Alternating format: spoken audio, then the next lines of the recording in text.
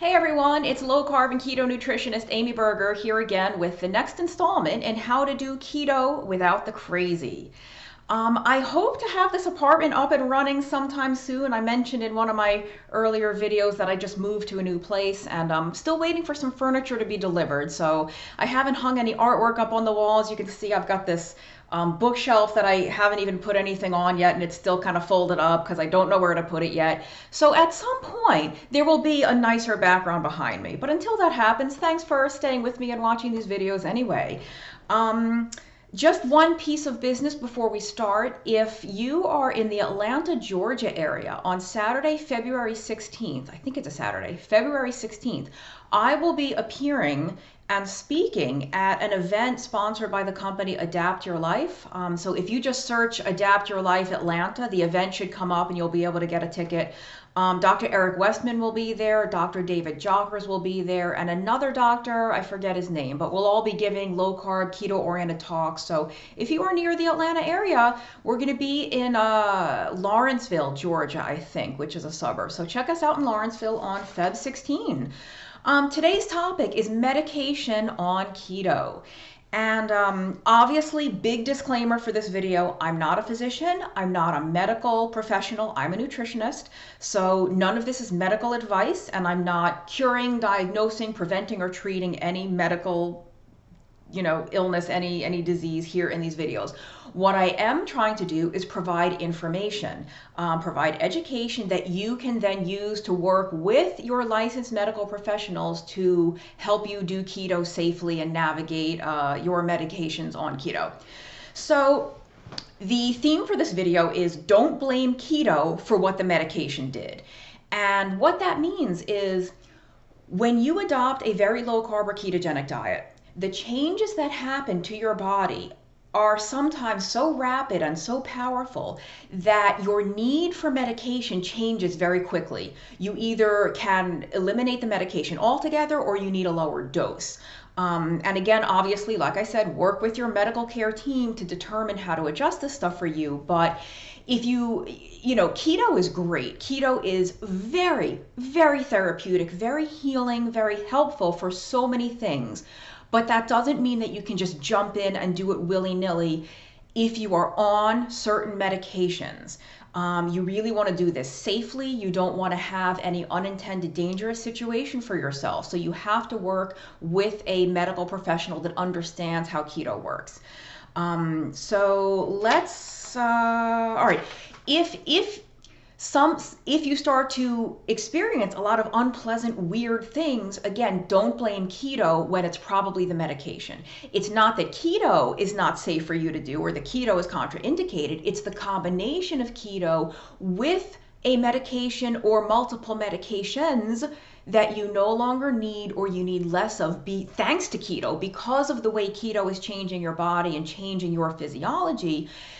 It's like the medication is now a mismatch for your needs.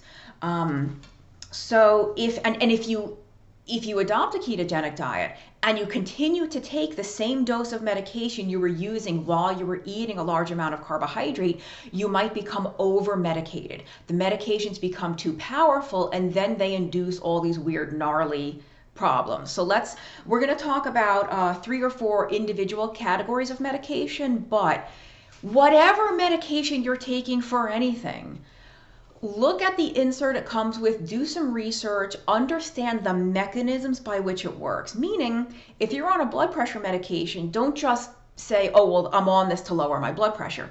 How is the drug lowering your blood pressure? What is it doing in your body that's making your blood pressure lower? Same thing with blood sugar, same thing with any drug that you're taking that might interact weirdly, unpredictably with keto.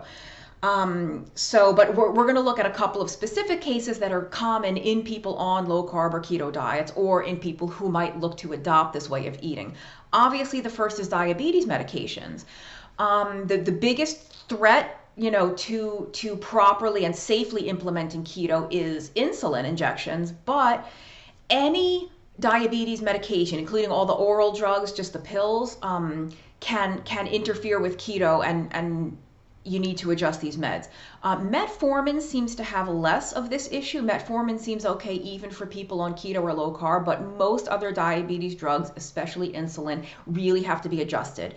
If you take, if you were on a very, very low carb diet and you take the same amount of insulin you would normally take when you were eating a bagel or a bowl of pasta or a big thing of rice, you're going to have a dangerous hypoglycemic event because your blood sugar is going to become way too low.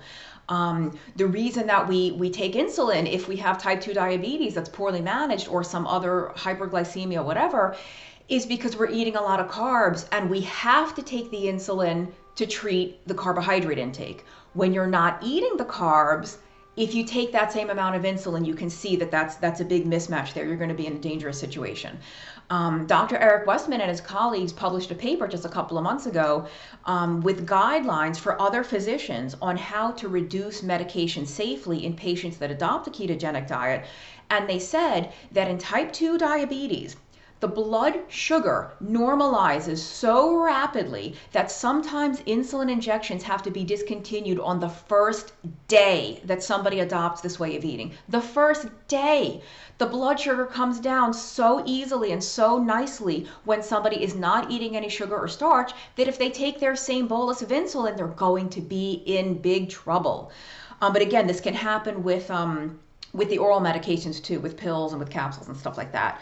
Obviously, signs and symptoms of that issue are hypoglycemia, irritability, sweating, you could get the shakes, anxiety, feeling lightheaded, dizzy, nauseous, or you could pass out. Like, this is very, very dangerous. If you were to be behind the wheel of a car or operating equipment or something, you don't want to endanger yourself or anyone else. So make sure that you do this safely. And we'll talk about how to do all this stuff safely at the end. Obviously, part of that is working with your licensed medical professional.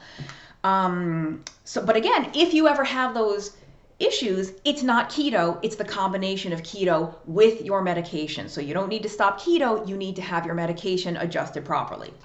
The other class of medication that's very common in people doing this diet or who want to do this diet are antihypertensives, blood pressure medication. So there's a lot of different names, there's a lot of different types of blood pressure drugs. Some of them that you might be familiar with or you can check and see which kind you're taking are diuretics. Those are, some people call that a water pill because it makes you basically flush out or pee out excess water, which should theoretically lower blood pressure. There's beta blockers, calcium channel blockers, or ACE inhibitors, ACE inhibitors. They all lower blood pressure. And blood pressure tends to normalize totally naturally by itself on keto, because a ketogenic diet changes the way your kidneys hold on to sodium, which influences blood pressure, and it also affects your insulin level, affects the activation of your sympathetic nervous system. The sympathetic nervous system is that fight or flight mechanism, right? You're all tense, your blood vessels are constricted, your blood pressure goes up. When you have much lower insulin, again, it influences blood pressure regulation. So when you combine blood pressure medication with keto, which lowers blood pressure on its own, you could be in a dangerous low blood pressure situation. They're not quite as dangerous as hypoglycemia, but they can still be very dangerous. And so some of the symptoms to look out for if you're over medicated on blood pressure meds when you're on keto are dizziness, lightheadedness, fatigue, nausea. I think you could have some sweating. Also, orthostatic hypotension. Hypotension meaning too low blood pressure. And orthostatic hypotension is when you go quickly from either being seated or lying down to standing up and you get woozy or you feel like you're going to pass out, your blood pressure is too low. So again, it's not keto. It's keto when you're still medicated for a condition that is rapidly improving because of keto.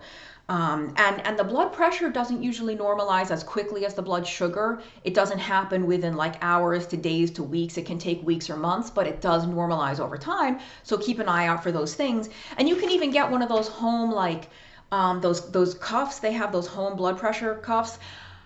Some people debate how accurate they are, but even if they're not super accurate, if it's accurate for you, meaning even if it's 10 or 20 points higher or lower than it would be at the doctor's office with the real measurement, you can still use that to track whether it's getting much lower than it was. You can still observe the trend. So those things are helpful. And I forgot to mention too, obviously any diabetic out there, you can use a glucometer, like the home glucose meter, to monitor your own blood sugar and see if it's starting to get a little too low. And one thing I forgot to mention, sorry, is when I was talking about diabetes, the reduction in insulin and in medication applies to those with type 1 diabetes too, not just type 2. Type 1 diabetes is not a contraindication for a ketogenic diet. There's lots and lots of type 1 diabetics doing keto beautifully. And the thing is, when you're type 1, obviously, you will not be able to eliminate your need for insulin altogether. You will still need bolus insulin at meals and a baseline insulin, or the basal insulin. But you will probably need much, much less. You can reduce the dose. And Dr. Richard Bernstein, who wrote, I think his book is called Dr. Bernstein's Diabetes Solution. He's a type 1 diabetic himself. He uses keto. He's a physician. And he calls it the law of small numbers, meaning that the less insulin you use, because you're not eating a ton of carbs, so you can use less insulin to cover that food, the less likelihood there is for wild ups and downs and blood sugar and for unpredictability and instability. So a type 1, you can do keto and you might be able to reduce your insulin, and that reduces those crazy hypo and hyperglycemic events, and it also reduces the long-term complications. Don't confuse diabetic ketoacidosis, which is a very dangerous, potentially life-threatening acidic situation, with safe, benign, therapeutic, beautiful, beloved nutritional ketosis. Just because they have keto both in their names doesn't mean they're the same thing. They're completely different physiological states. All right, so moving on from diabetes, and we talked about the blood pressure. I'm looking at the notes if I'm looking off screen here. Thyroid medication. My previous video was on thyroid function. And some people, not all, but some people who adopt a low-carb or ketogenic diet have improvements in thyroid function or in thyroid hormone production to the point that they're able to get off of or reduce thyroid medication if they were on medicine for low thyroid. So things to look out for, and this probably wouldn't happen overnight, it would happen over time, but signs and symptoms to look out for that you might be over-medicated on thyroid medicine is the opposite of the signs and symptoms of hypothyroidism that I covered in the previous video. You would look for signs of hyperthyroidism, signs that you're producing too much thyroid hormone. And those would be like loose stools or diarrhea, sweating, intolerance to heat, weight loss, like undesired, unexpected weight loss, even though you're eating the same amount. I know we all kind of wish, like where do I sign? Can I have effortless weight loss? But we mean weight loss that you're really not even trying to lose. You had muscle weakness, insomnia. For the women, you might have changes to your menstrual cycle. You could skip a period. Hand tremor. That's a weird one that I have when I'm taking too much of my medication. Hand tremor. You could have, let's see, what else? Irritability, anxiety, if that's not normally your sort of normal personality. Bulging eyes, big bulging eyes. It's called exophthalmos. That's a sign of overactive thyroid. So again, work with your doctor, no big deal. It's not that you shouldn't do keto, but keto is making your thyroid work better or making your body use thyroid hormone better. So you're over medicated if you're taking the same amount you were taking before you switched your diet. The other class of drugs I want to talk about is the anti-epileptic drugs, the drugs they give for epilepsy and for seizures. Before these drugs were invented, the only way that you could treat epilepsy was fasting or a ketogenic diet. But there's tons and tons of people now that are on these medications, or they've even had like brain surgery, neurological surgery for epilepsy, and it does nothing, or it has a very, very small impact. And so when these people adopt a ketogenic diet, all of a sudden, over time, the seizures either completely disappear or they're much, much reduced in frequency and severity, meaning that somebody might still have seizures, but they happen less often. And when they do happen, they're not as severe as they were before keto. So somebody that's taking a cocktail of like 5, 8, 10 epilepsy drugs, which is not unheard of. I mean, some of these people are really on this huge cocktail of pharmaceuticals. Some of those people might not need as much of that medication anymore once they're adjusted to a ketogenic diet.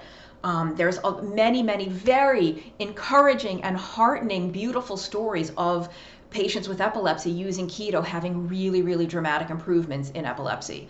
Obviously, again, I can't stress enough, work with your medical care team to help you adjust safely if warranted, that you should adjust your meds.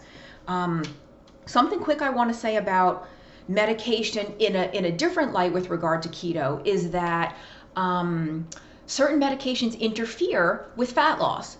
And so it's not that they're not safe to do with keto or that you'll have like a major dangerous issue. It's more that keto might not work as well if you're on certain medications. Insulin is one of them. Some of the diabetes drugs are some of them. Steroid medications, corticosteroid, corticosterone, prednisone, whether it's a pill or an injection or the nasal spray. Some people take Flonase or like a steroid nasal spray for allergies, or some people take the injections for pain. They use steroids usually for chronic pain or autoimmune conditions. Those can either make you gain weight or make it much more difficult to lose weight. So it's not that you can't use those on keto, but if one of your main goals in doing a very low carb diet is losing body fat, some of those medications just make that a little bit harder. So really, truly, the name of the game with this whole thing is safety. If you're going to do a ketogenic diet and you're on certain kinds of medication, you need to make sure that you are monitored by a physician or by some other licensed, qualified medical professional to help you adjust any medications that you're on safely and in a timely manner. Try to find a keto-friendly medical professional in your area who understands how this works. If you can't find one, I recommend looking at Heal Clinics online, healclinics.com, Heal, H-E-A-L. They have physical clinics right now in North Carolina and in Virginia. They're branching out to more states in the future, but right now they only have the physical clinics in North Carolina and Virginia. If you're taking certain types of medication or you have certain medical conditions, you must be seen in person by one of their physicians or medical professionals at least once. Your first visit has to be in person. After that, you can be monitored remotely by phone or by Skype.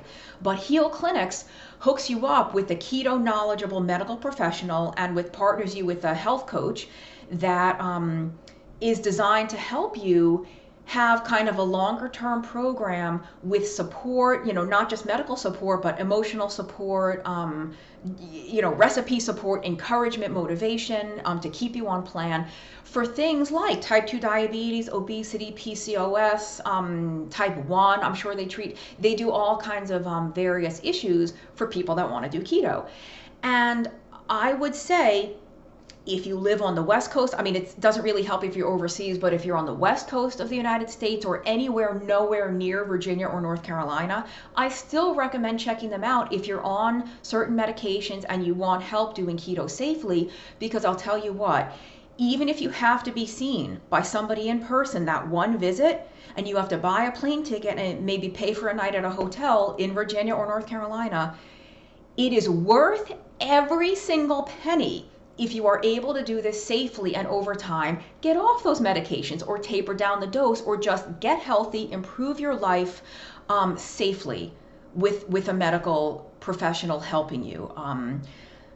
For me personally, I mean, I've never had to fly anywhere to see a medical professional, but I've driven 3 hours to go to one specific doctor that I wanted to see. How could you say it's not worth it? Assuming if it's in your budget to do so. If you are not on any medication and you don't have diabetes, you can be seen remotely entirely. You don't have to be seen in person at all. But I just recommend checking them out. If you don't want to check out Heal Clinics, feel free to email me. Maybe I know of a keto savvy medical professional in your local area that can help you. So my email is tuitnutrition@gmail.com, TUIT nutrition@gmail.com. That's also my blog. You can come read my posts. I'm going to end now, coming up on 20 minutes, and I really do want to keep these videos short, but my next video is going to be on post-bariatric surgery weight regain. So a lot of people that have bariatric surgery end up regaining a lot of their weight, or they don't lose as much as they had expected to. Even if you don't fall into this category, I still encourage you to watch the next video anyway, because I'm going to drop some pearls of wisdom, or what I hope are pearls of wisdom anyway, that will apply to anybody on a ketogenic diet, especially if you've lost a great deal of weight on keto, even if you didn't do it via surgery. So whether or not you've had weight loss surgery, I recommend checking out my next video on that bariatric surgery and how it interacts with keto. And until then, if you find these videos helpful, please subscribe. Feel free to share the link on all your keto and low carb social media. And that's it for now, I guess. Thanks for watching.